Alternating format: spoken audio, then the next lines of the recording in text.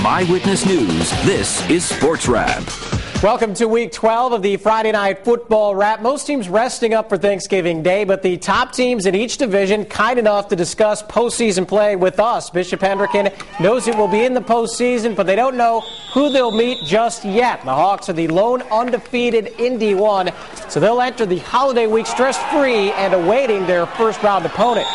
And one of our main focuses this week in practice, even though that we're not playing this week, is just to get back to fundamentals. We're going to get back to blocking, tackling. We're going pretty physical in practice. We want to make sure we're really on our peak performance for next Tuesday for the playoffs. We're definitely not going to be overconfident. Both teams are very talented. East Providence is a very fast team, and they're very athletic. Barrington, on the other hand, is well coached and is just a good, solid football team. So we're not going to take either team lightly no matter what happens. We just have the desire to win. Everyone has the same common goal. We just want to win and we're basically a family here, and our one goal is to win.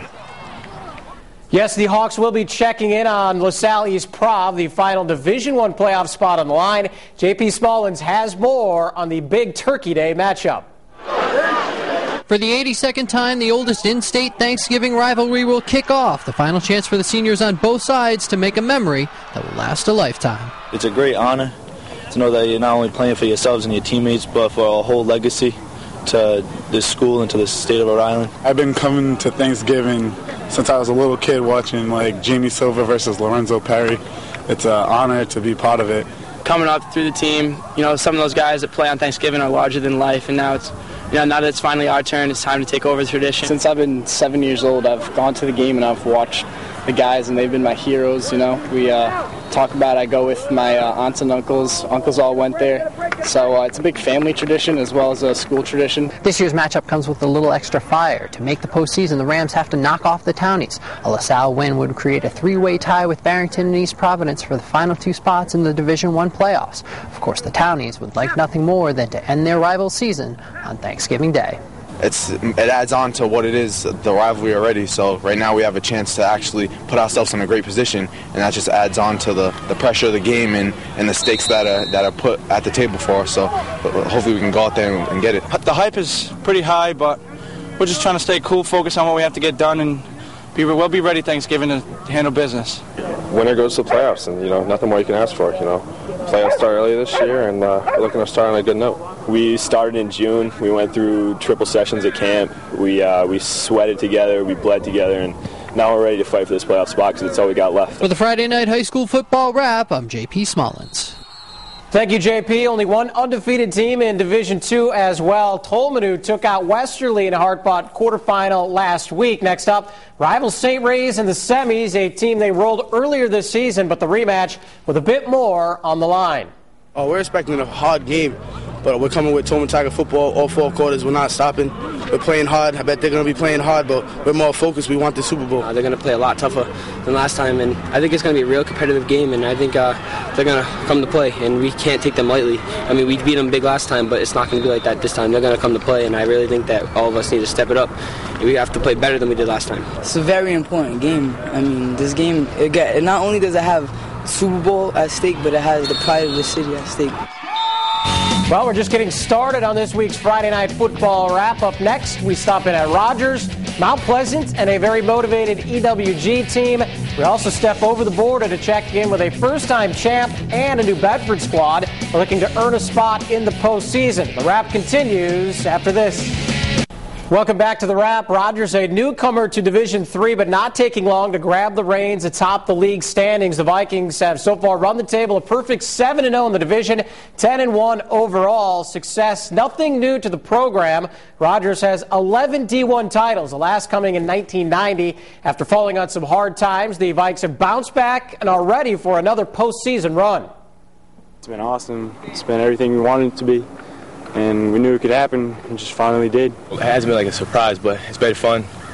But it's nowhere near over, We're trying to get to the championship. Number one seed, we have a target on our backs, but we're coming in. We don't care who we play. We're gonna play. We're gonna give it our all. We're coming into this with everything. We're gonna take this game if it was our last. We just gotta come in and play our hardest. Once you get in the playoffs, your record doesn't follow you. You don't show up with any more points than they do. It starts 0-0. It's going to come down to who plays better. In Division 4, it's a step back in time for Mount Pleasant, making its first postseason appearance since 1984. Also finished up their first perfect season since 1960. The Kilties add GWG for the league crown and now turn their attention to postseason play. I'm sure they like that spot, but I try to remind them that once the playoffs start, that spot doesn't mean anything. One game, you lose, you go home, you win, you keep playing. Definitely a lot more pressure. Every team's gunning for you. And we expected this because we were working very hard all season. And this is what we want. We got it. Keep going from here. We're making history right here. We're trying the best. We're aiming high, going for everything right here. It'll be, wow, amazing to bring it back home. Be one thing you'll always remember for the rest of your life. As mentioned, EWG came in second in Division 4, but as Sarah Hogan reports, the Scarlet Knights will be a team to be reckoned with in the playoffs.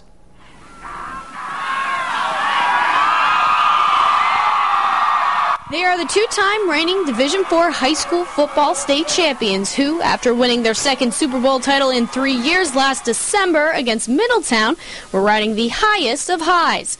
But just months following their win, the Exeter West Greenwich football team was hit with the lowest of lows, as their head football coach Mike Messier lost his life in a tragic car accident. But the resilient Scarlet Knights bounced back this season in honor of their fallen coach, ending the regular season in second place and embarking on yet another playoff run to achieve their third straight Super Bowl title. After the tragedy of Coach Mess, we all got together, we had a meeting, and we said this one's going to be for Coach Mess. He wanted one more year, and so every day we come out to practice, ready to go. Coach Mess was like a father figure to me, and I know he was like that to a lot of other people.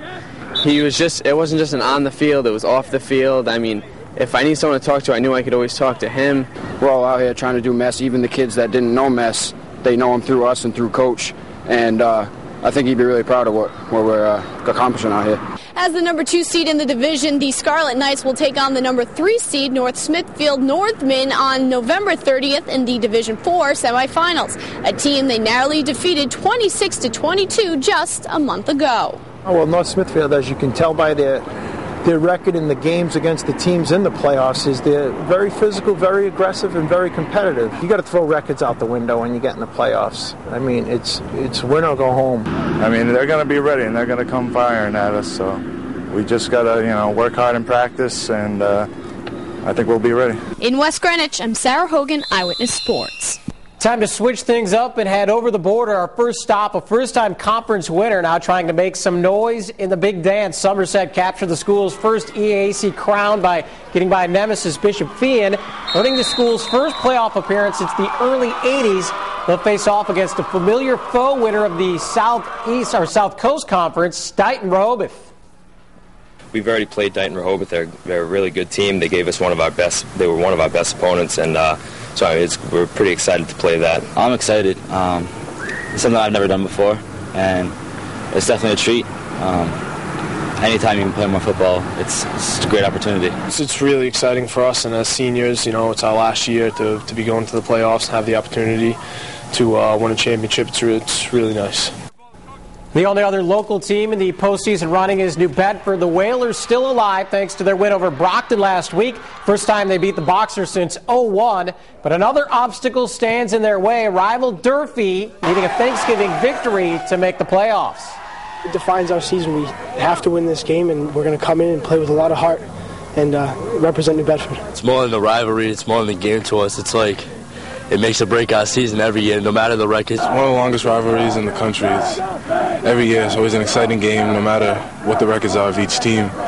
So I'm expecting it to be a hard-fought game. The lone Rhode Island game taking place tonight. South Kingstown on senior night hosting Division III Moses Brown. Go right to the third. SK up 7-0 and adding. Nick Neal in from 6 yards out, makes it 14-zip. Later in the quarter, special teams coming up big. Rory McEntee breaks in for the punt block recovered by Malik Hanley on the MB6. That leads to 6 more for SK. A big win on senior night, 35-0, the final score.